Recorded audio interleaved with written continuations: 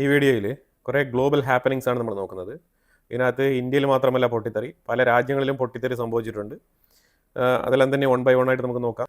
അതിലുപരിയായിട്ട് ഇന്ത്യക്കുള്ളിൽ നൗഗാമിൽ ശ്രീനഗറിൽ നടന്ന ആ ഒരു പൊട്ടിത്തെറി ഒഫീഷ്യലി ജമ്മു ആൻഡ് കാശ്മീരിൻ്റെ DGP തന്നെ അനൗൺസ്മെൻറ്റ് ചെയ്തിട്ടുണ്ട്. പറഞ്ഞിരിക്കുന്നത് ആക്സിഡൻ്റൽ പൊട്ടിത്തെറി എന്നാണ് പറഞ്ഞിരിക്കുന്നത്. അപ്പോൾ അത് കൺഫേംഡ് ആണ്, ആക്സിഡൻ്റൽ പൊട്ടിത്തെറിയാണ്.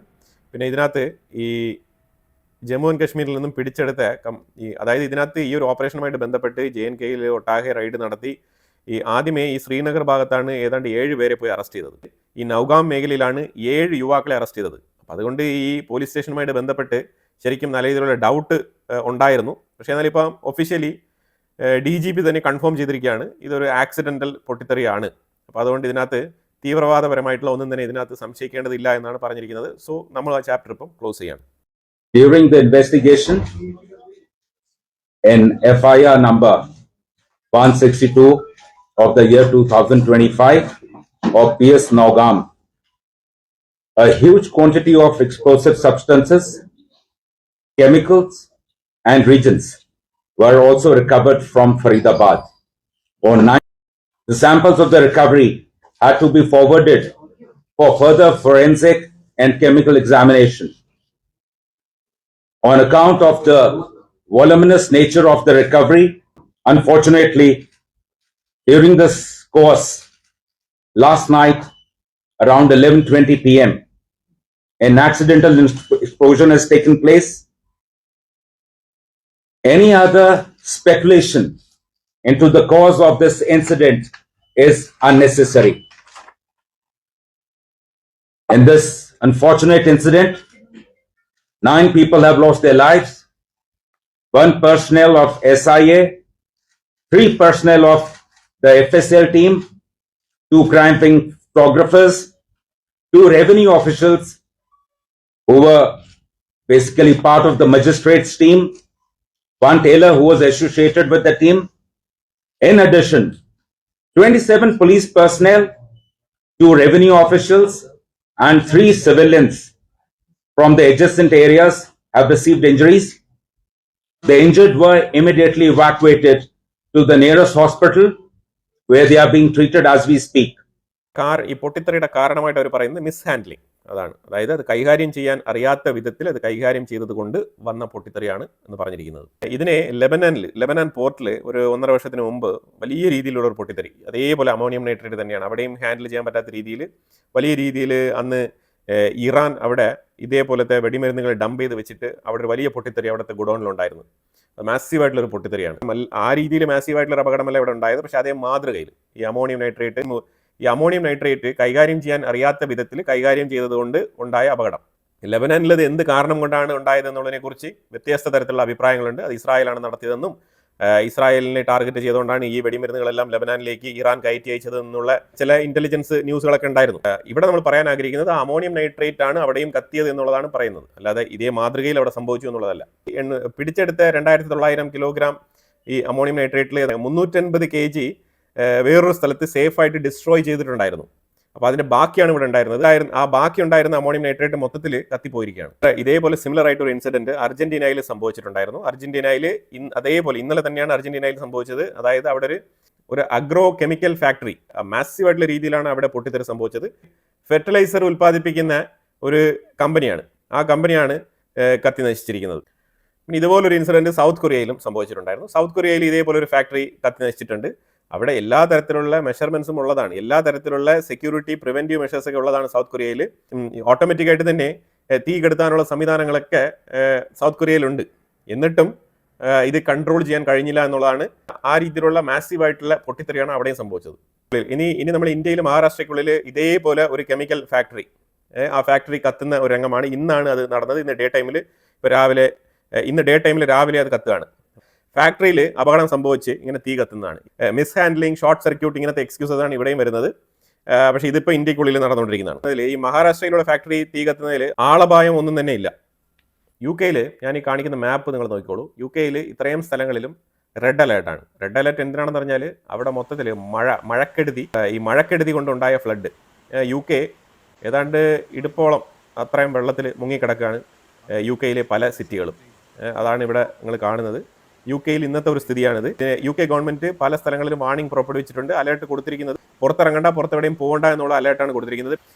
ഇതേപോലെ വെള്ളം കെട്ടി നിൽക്കുന്ന സ്ഥലങ്ങളിൽ നിന്നും ആൾക്കാരെ മാറ്റി പാർപ്പിച്ചിട്ടുമുണ്ട്. ഇപ്പം ഞാനിവിടെ വെച്ചിരിക്കുന്ന മാപ്പ് എന്ന് പറഞ്ഞു കഴിഞ്ഞാൽ റഷ്യയും ഉക്രൈനും തമ്മിൽ നടക്കുന്ന ആ ഒരു യുദ്ധത്തിനെ ചൂണ്ടിക്കാണിക്കുന്ന ഒരു മാപ്പാണ്. അതിൽ ഈ പൊക്രോവസ്ക് എന്ന് പറഞ്ഞ സ്ഥലം പൂർണ്ണമായിട്ടും റഷ്യ കയ്യേറിയിരിക്കുന്നതായിട്ടാണ് ഈ ഒരു മാപ്പ് സൂചിപ്പിക്കുന്നത്. നമ്മൾ ഈ മാപ്പ് എടുക്കാനുള്ള കാരണം എന്ന് പറഞ്ഞാൽ ഇത് അമേരിക്കൻ സൈഡിൽ നിന്നും പബ്ലിഷ് ചെയ്യുന്ന മാപ്പാണ്. അപ്പോൾ അമേരിക്ക എന്ന് പറയുമ്പോഴത്തേക്കും അത് ഏകദേശം ഉക്രൈൻ അനുകൂലമായിട്ട് പബ്ലിഷ് ചെയ്യാനുള്ള സാധ്യതയാണ് ഏറ്റവും കൂടുതൽ. അങ്ങനത്തെ ഒരു മാപ്പ് നമ്മൾ എടുക്കുന്നതിൻ്റെ കാരണം തന്നെ അഗ്രസീവ് സൈഡിൽ റഷ്യ നിൽക്കുന്നത് കൊണ്ടും ഡിഫെൻസീവ് സൈഡിൽ ഉക്രൈൻ നിൽക്കുന്നത് കൊണ്ടും വളരെ കൃത്യമായിട്ടുള്ള രേഖകൾ മനസ്സിലാക്കാൻ വേണ്ടിയിട്ടാണ് അമേരിക്ക പബ്ലിഷ് ചെയ്യുന്ന ഈ വാർ സ്റ്റഡീസിൻ്റെ മാപ്പ് നമ്മൾ എടുക്കുന്നത്. അപ്പം തീർച്ചയായിട്ടും അമേരിക്ക റഷ്യയെ അനുകൂലിച്ചുകൊണ്ടൊരു മാപ്പ് പ്രസിദ്ധീകരിക്കില്ല. അപ്പോൾ അവരുടെ മാപ്പ് തന്നെ വെച്ച് നോക്കുമ്പോഴത്തേക്കും നമുക്ക് മനസ്സിലാക്കാൻ പറ്റുന്നത് പോക്രോവസ്ക് പൂർണ്ണമായിട്ടും റഷ്യ കയ്യേറിയിരിക്കുന്നതായിട്ടാണ് മനസ്സിലാക്കാൻ പറ്റുന്നത്. ഇന്നലെ തുടരെ കീവ് നഗരത്തിനുള്ളിൽ തകൃതിയായിട്ടുള്ള ആക്രമണങ്ങൾ, വീണ്ടും അവിടുത്തെ പവർ ഗ്രിഡുകൾ, എനർജി ഗ്രിഡുകൾ എല്ലാം തന്നെ ടാർഗറ്റ് ചെയ്ത് റഷ്യ മിസൈലുകൾ അയക്കുകയാണ് ചെയ്തത്. ഇന്നലെ രാത്രി മാത്രം 7 മിസൈലുകൾ വന്നിട്ടുണ്ടായിരുന്നു. അതിനെ തുടർന്ന് 10 മിസൈലുകളും കൂടി അയച്ചിട്ടുണ്ടായിരുന്നു. അങ്ങനെ ടോട്ടൽ ഇന്നലെ രാത്രി മാത്രം 17 മിസൈലുകൾ ഉക്രൈൻ്റെ ഉള്ളിലേക്ക് വന്നതായിട്ടാണ് മനസ്സിലാക്കാൻ പറ്റുന്നത്. പക്ഷേ അതേസമയം നാറ്റോ സംഘങ്ങൾ ഫ്രാൻസ് ഉൾപ്പെടെ യു കെ ഉൾപ്പെടെയുള്ള പലരും ഉക്രൈന് സഹായം നൽകുന്ന വിധത്തിൽ കഴിഞ്ഞ നവംബർ 13 മുതൽ ക്രൈമിയ എന്ന് പറഞ്ഞ ആ ഒരു ഏരിയയെ ഫോക്കസ് ചെയ്തുകൊണ്ട് അതിതീവ്രമായ നിലയിൽ സെക്യൂരിറ്റി സർവൈലൻസ്, അതായത് സ്പൈ വർക്കുകൾ ചെയ്ത് കൃത്യമായിട്ട് മെസ്സേജ് ഉക്രൈന് പാസ് ചെയ്ത് കൊടുക്കാൻ വേണ്ടിയിട്ട് ഇവരുടെ നേതൃത്വത്തിൽ, ഈ മാപ്പ് നിങ്ങൾ ശ്രദ്ധിച്ചു കഴിഞ്ഞാൽ മനസ്സിലാക്കാൻ പറ്റും, ഇതെല്ലാം തന്നെ ഫ്ലൈറ്റ് റൂട്ടുകളാണ്. ഇതെല്ലാം തന്നെ നാറ്റോ സംഘങ്ങളുടെ ഫ്ലൈറ്റ് റൂട്ടുകളാണ്. F-16 ഉൾപ്പെടെ, റഫേൽ ഫൈറ്റർ ജെറ്റുകൾ ഉൾപ്പെടെ ഇവിടെ വന്ന് മോണിറ്റർ ചെയ്ത് കാര്യങ്ങളൊക്കെ വിലയിരുത്തി സ്പൈ വർക്ക് ചെയ്ത് ക്രൈമിയയെ ടാർഗറ്റ് ചെയ്യുകയും അവിടെ നിശ്ചിത തോതിലുള്ള അറ്റാക്കുകൾ നടത്തിയിട്ട് തിരികെ പോകുന്ന ഒരു അവസ്ഥയാണ് ഉണ്ടായത്. ഈ ഫ്ലൈറ്റിൽ നിന്നല്ല അറ്റാക്ക് നടത്തിയത് ഉക്രൈൻ്റെ ഭാഗത്തു നിന്നാണ്. പക്ഷേ സ്പൈ വർക്ക്, മെസ്സേജ് കൺവേ ചെയ്തത് ഈ നാറ്റോ സംഘങ്ങളാണ് എന്നാണ് വാർത്തകൾ വരുന്നത്. അപ്പോൾ അതായത് ബാക്ക് ടു ബാക്ക് അങ്ങോട്ടും ഇങ്ങോട്ടും റഷ്യയ്ക്കും ഉക്രൈനും നല്ല രീതിയിലുള്ള കൺഫ്രണ്ടേഷൻ തന്നെയാണ് നടക്കുന്നത്. പക്ഷേ ഇവരൊരു സൈഡിൽ ആക്രമിക്കുന്നു, അവർ മറ്റൊരു സൈഡിൽ ആക്രമിക്കുന്നു. അപ്പോൾ ഇതേ സാഹചര്യത്തിൽ ഇപ്പം ഞാനിവിടെ കാണിക്കുന്നില്ല നോവ റിഫൈനറീസ്. ഇത് റഷ്യയുടെ നോവ റിഫൈനറീസ് ആണ്. ഇത് റഷ്യയുടെ മറ്റൊരു സൈഡിൽ എഡ്ജിലിരിക്കുന്ന ഒരു റിഫൈനറിയാണ്. മെയിനായിട്ട് റഷ്യയുടെ 2 പോർട്ടുകൾ, ഒരു സീ പോർട്ട് ഇരിക്കുന്ന ഏരിയയിൽ ഒരെണ്ണത്തിലാണ് ഈ നോവ റിഫൈനറി ഫംഗ്ഷൻ ആകുന്നത്. ആ നോവ റിഫൈനറിയെ ടാർഗറ്റ് ചെയ്ത് ഉക്രൈൻ അറ്റാക്ക് നടത്തിയിട്ടുണ്ട്. അപ്പോൾ ഈ നോവ റിഫൈനറി എന്ന് പറയുന്നത് റഷ്യയുടെ ഉള്ളിൽ 2% റഷ്യയുടെ ഇന്റർണൽ യൂസേജ്, എന്തിനാണ് അവിടുത്തെ റിഫൈനറി ഓയിലിന്റെ ഇന്റർണൽ യൂസേജ്, ആ രാജ്യത്തിനുള്ളിൽ നടക്കുന്ന റിഫൈൻഡ് ഓയിലിന്റെ സപ്ലൈയിൽ 2% ഈ നോവ റിഫൈനറി ഷെയർ ചെയ്യുന്നത്. അപ്പോൾ ഈ നോവ റിഫൈനറിയെ അറ്റാക്ക് ചെയ്തത് കൊണ്ട് ഓയിൽ സപ്ലൈ ചെയ്യുന്നതിൽ ഫ്യൂവൽ ഷോർട്ടേജ് ഉണ്ടാവും. അപ്പോൾ അതിന് വേണ്ടിയിട്ടാണ് ഈ ഒരു അറ്റാക്ക് നടത്തിയിരിക്കുന്നത്. അപ്പോൾ തീർച്ചയായിട്ടും റഷ്യ ഇപ്പുറത്ത് എനർജി ഗ്രിഡുകൾ അറ്റാക്ക് ചെയ്യുന്നെങ്കിൽ അപ്പുറത്ത് ഉക്രൈൻ റഷ്യയുടെ റിഫൈനറികളെയാണ് ടാർഗറ്റ് ചെയ്ത് അറ്റാക്ക് നടത്തുന്നത്. അപ്പോൾ അതിൻ്റെ ഒരു ലേറ്റസ്റ്റ് വേർഷനാണ് ഈ നോവ റിഫൈനറി അറ്റാക്ക് ചെയ്തിരിക്കുന്നത്. അതുപോലെ സെലൻസ്കിയുടെ ഡയലോഗിനൊന്നും ഒരു കുറവൊന്നുമില്ല. സെലൻസ്കി പറഞ്ഞിരിക്കുന്നത്, എനിക്ക് ആയുധങ്ങൾ തരൂ, എനിക്ക് ആയുധങ്ങളാണ് ആവശ്യം. മിനിഞ്ഞാന്ന് പറഞ്ഞിട്ടുണ്ടായിരുന്നു, ഞങ്ങൾക്ക് ഒരുപാട് ആയുധങ്ങളുണ്ട്, യൂറോപ്പിനെക്കാളും നാറ്റോ രാജ്യങ്ങളെക്കാളും കൂടുതലായിട്ടുള്ള മാനുഫാക്ചറിംഗ് ആണ് ഞങ്ങൾ ചെയ്യുന്നത്, ഞങ്ങൾക്ക് അത്രമാത്രം കപ്പാസിറ്റി ഉണ്ട് എന്നൊക്കെ പറഞ്ഞിട്ട് ഇപ്പോൾ പറഞ്ഞുകൊണ്ടിരിക്കുന്നത് ഞങ്ങൾക്ക് ആയുധങ്ങൾ വേണം, ആയുധം തന്നു കഴിഞ്ഞാൽ പോക്രോവസ്കൊന്നും ഞങ്ങൾക്ക് ഒരു വിഷയമേ ഇല്ല, അതൊക്കെ ഞാൻ റഷ്യയുടെ കയ്യിൽ നിന്ന് തിരിച്ചു പിടിക്കും എന്നാണ് പറഞ്ഞിരിക്കുന്നത്. അതായത് ഇതുവരെ പിടിച്ച ഡോൺബോസ് റീജിയൻ തന്നെ തിരിച്ചു പിടിക്കാൻ കഴിഞ്ഞിട്ടില്ല. അതുപോലെ റഷ്യ നോർത്ത് കൊറിയൻ സോൾജേഴ്സിനെ അപ്രിഷിയേറ്റ് ചെയ്തുകൊണ്ട് ചില വാചകങ്ങൾ പറഞ്ഞിട്ടുള്ളതായിട്ട് റോയിട്ടേഴ്സ് റിപ്പോർട്ട് ചെയ്തിട്ടുണ്ട്. റഷ്യയുടെ മാധ്യമങ്ങളൊന്നും റിപ്പോർട്ട് ചെയ്തിട്ടില്ല, റോയിട്ടേഴ്സ് ആണ് റിപ്പോർട്ട് ചെയ്തിരിക്കുന്നത്. അവർ പറഞ്ഞിരിക്കുന്നത് നോർത്ത് കൊറിയൻ സോൾജേഴ്സ് കേഴ്സ്ക് റീജിയൻ പിടിച്ചെടുക്കാൻ വേണ്ടിയിട്ട് വളരെയധികം സഹായകരമായി ഞങ്ങൾക്ക് വേണ്ടിയിട്ട് പണിയെടുത്തു. അതുപോലെ തന്നെ മൈനുകൾ റിമൂവ് ചെയ്യുന്നതിന് അവർ മിടുക്കരാണ്. അതായത് മൈനില്ലേ, ലാൻഡ് മൈൻ, ഈ കുഴിബോംബ് സ്ഥലം കൃത്യമായിട്ട് ടാർഗറ്റ് ചെയ്ത് അതിനെ നീക്കം ചെയ്യുന്നതിൽ ഇവർ വിദഗ്ധരാണെന്നാണ് റഷ്യ അഭിപ്രായപ്പെട്ടതായിട്ട് റോയിട്ടേഴ്സ് പറഞ്ഞിരിക്കുന്നത്. അതുപോലെ സ്പെയിൻ എലോൺ മസ്കിനിട്ട് ഒരു ചെറിയ പണി. ഇലോൺ മസ്കിന്റെ എക്സ് പ്ലാറ്റ്ഫോം ഉണ്ടല്ലോ, ഈ എക്സ് പ്ലാറ്റ്ഫോം അനധികൃതമായിട്ട് കുറേ ക്രിപ്റ്റോ കറൻസികളുടെ പരസ്യം കൊടുക്കുന്നുണ്ട് എന്ന് പറഞ്ഞിട്ട് അതിന്റെ പേരിൽ ഗവൺമെന്റിന്റെ പെർമിഷൻ ഇല്ലാതെ പല അൺഓത്തറൈസ്ഡ് ഫേമിന്റെയും ക്രിപ്റ്റോ കറൻസിയുടെ പരസ്യം എക്സ് പ്ലാറ്റ്ഫോമിൽ നൽകുന്നു എന്നതിനെ ചൊല്ലി പെനാൽറ്റി അപ്ലൈ ചെയ്ത് കൊടുത്തിട്ടുണ്ട് എലോൺ മസ്കിന്. ഇനിയിപ്പോൾ 2 ദിവസം അവധിയാണ് അമേരിക്കയിൽ. ട്രംപിനും എലോൺ മസ്കിനും തമ്മിൽ പേഴ്സണലായിട്ട് എന്തെങ്കിലുമൊക്കെ പ്രശ്നങ്ങൾ ഉണ്ടെങ്കിൽ തന്നെയും അമേരിക്കയുടെ കമ്പനിക്ക് മേളിൽ ആരെങ്കിലും ഇങ്ങനെ പെനാൽറ്റി അപ്ലൈ ചെയ്യുന്നത് ട്രംപ് ഒരിക്കലും വെച്ച് പൊറപ്പിക്കത്തില്ല. അപ്പോൾ അതുകൊണ്ട് തീർച്ചയായിട്ടും പ്രത്യേകിച്ച് യൂറോപ്യൻ സൈഡിൽ ഇരുന്നോ നാറ്റോ രാജ്യങ്ങളുടെ ഭാഗത്തുനിന്നോ ഇങ്ങനത്തെ തീരുമാനങ്ങൾ വരുന്നുവെങ്കിൽ ട്രംപ് ശക്തമായ രീതിയിൽ പ്രതികരിക്കും. അപ്പോൾ എന്തായാലും തിങ്കളാഴ്ച കാണാം എന്താണ് പ്രതികരണം എന്നുള്ളത്. അതുപോലെ നമ്മൾ ലാസ്റ്റ് വീക്ക് ഒരു വാർത്ത പറഞ്ഞിട്ടുണ്ടായിരുന്നു, ഇസ്രായേൽ 700 ചൈനീസ് വാഹനങ്ങൾ, ഇലക്ട്രിക് വാഹനങ്ങൾ നീക്കം ചെയ്തു എന്ന് പറഞ്ഞിട്ട് നമ്മളൊരു വാർത്ത പറഞ്ഞിട്ടുണ്ടായിരുന്നു. അപ്പോൾ അതിനെ തുടർന്ന് ഇസ്രായേലിന്റെ ഇൻവെസ്റ്റ്മെന്റുകൾ, പാർട്ട്ണർഷിപ്പൊക്കെ ഉള്ള കമ്പനികളുമായിട്ട് ബന്ധപ്പെട്ട് ചൈന ഇപ്പം തിരിച്ചങ്ങോട്ട് നടപടിയെടുക്കുകയാണ്. അത് പ്രത്യേകിച്ച് സാംസങ്, ഗൂഗിൾ പിക്സൽ, ആപ്പിൾ പോലത്തെ കമ്പനികൾ ഇതിലെല്ലാം ബ്ലാക്ക് റോക്ക് ഉൾപ്പെടെയുള്ള സംഘടനകൾക്ക് നല്ല രീതിയിലുള്ള ഇൻവെസ്റ്റ്മെന്റ് ഉണ്ട്. ഇതെല്ലാം തന്നെ ജൂവിഷ് ഇൻവെസ്റ്റ്മെന്റ് ആണ് ഇതിനകത്ത് ഏറ്റവും കൂടുതൽ. അപ്പം അങ്ങനത്തെ കമ്പനികൾ ടാർഗറ്റ് ചെയ്ത് ചൈന ഇപ്പോൾ പറഞ്ഞുകൊണ്ടിരിക്കുന്നത് ആപ്പിൾ, ഗൂഗിൾ പിക്സൽ, സാംസങ് പോലത്തെ മൊബൈൽ ഫോണുകളൊക്കെ ഞങ്ങൾ ഒഴിവാക്കിയാലോ എന്ന് തീരുമാനിക്കുന്നു എന്നുള്ള രീതിയിൽ, അതായത് ഒരു മുൻകരുതൽ നടപടി എടുക്കുന്നതിന്റെ ഭാഗമായിട്ടുള്ള ചർച്ചകളാണ് ഇപ്പോൾ തുടങ്ങിയിരിക്കുന്നത്. ഇതുവരെ നിരോധിച്ചിട്ടില്ല, ജസ്റ്റ് ചർച്ച നടക്കുകയാണ്. അപ്പോൾ ഇത് തന്നെ വാർത്തയായിട്ട് പറഞ്ഞിരിക്കുകയാണ് ചൈന. അതിന്റെ അർത്ഥം എന്ന് പറഞ്ഞാൽ ചൈനീസ് ഇലക്ട്രോണിക്സ് നിങ്ങൾ നിരോധിക്കണം എന്ന് തീരുമാനിച്ചെങ്കിൽ ഞങ്ങൾ പല സംഗതികളും സ്റ്റോപ്പ് ചെയ്യേണ്ടി വരും എന്നുള്ളൊരു മെസ്സേജാണ് ചൈന കൊടുക്കാൻ ആഗ്രഹിക്കുന്നത്. അപ്പോൾ കാരണം ചൈന ഈ ഫോണുകളൊക്കെ നിരോധിക്കുകയാണെന്നുണ്ടെങ്കിൽ ചൈനയുടെ ഫോണുകളും ഇതേപോലെ മറ്റൊരു സൈഡിൽ നിന്നും നിരോധിക്കാനുള്ള സാധ്യതയുണ്ട്. അപ്പോൾ അതുകൊണ്ട് ഇതൊരു സൂചനയാണ്. ഇത് ചൈന ഫുള്ളായിട്ട് നിരോധിക്കുമെന്ന് എനിക്ക് തോന്നുന്നില്ല. കാരണം ഈ ഇലക്ട്രോണിക് ഗാഡ്ജറ്റ്സ് കൊണ്ട് ഉദ്ദേശിക്കുന്നത് എന്താണ്? സ്പൈ വർക്കുകൾ. അതാണ് മെയിനായിട്ട് ഉദ്ദേശിക്കുന്നത്. അപ്പോൾ അങ്ങനത്തെ സ്പൈ വർക്കുകൾ കാറിലുള്ള ക്യാമറ കൊണ്ട് മാത്രമല്ല, അത് കയ്യിലുള്ള മൊബൈൽ കൊണ്ടും സാധിക്കും എന്നുള്ളതാണ് ചൈന ഇൻഡയറക്റ്റ് ആയിട്ട് പറയാൻ ഉദ്ദേശിക്കുന്നത്. അതുപോലെ ചൈന ഒരു ട്രാവൽ വാർണിംഗ് ഇഷ്യൂ ചെയ്തിട്ടുണ്ട്. അതെന്തിനാണെന്ന് പറഞ്ഞാൽ ജപ്പാനെതിരെയാണ്. ജപ്പാനിൽ ഏതെങ്കിലും ചൈനക്കാരുണ്ടെങ്കിൽ അവർ ഉടനെ തന്നെ മടങ്ങണം. അതുപോലെ ചൈനീസ് പൗരന്മാർ ജപ്പാനിലോട്ട് പുതുതായിട്ട് യാത്ര ചെയ്യാനും പാടില്ല എന്നുള്ളതാണ് പുതിയൊരു അറിയിപ്പ്. ഇത് ശരിക്കും പറഞ്ഞാൽ ഞാൻ ഇതിനു മുമ്പുള്ള വാർത്തയിൽ അപ്ഡേറ്റ് ചെയ്തിരുന്നത് പോലെ സാനൈ തെക്കൈച്ചി, ജപ്പാന്റെ പുതിയ പ്രധാനമന്ത്രി, അവർ ചൈനയ്ക്കെതിരെയുള്ള നിലപാടുകളും സ്റ്റേറ്റ്മെന്റുകളും അതുപോലെ തന്നെ തായ്വാനെ അനുകൂലിക്കുന്ന രീതിയിലുള്ള സ്റ്റേറ്റ്മെന്റുകളൊക്കെ തുടരെ അവരിങ്ങനെ പറഞ്ഞുകൊണ്ടിരിക്കുകയാണ്.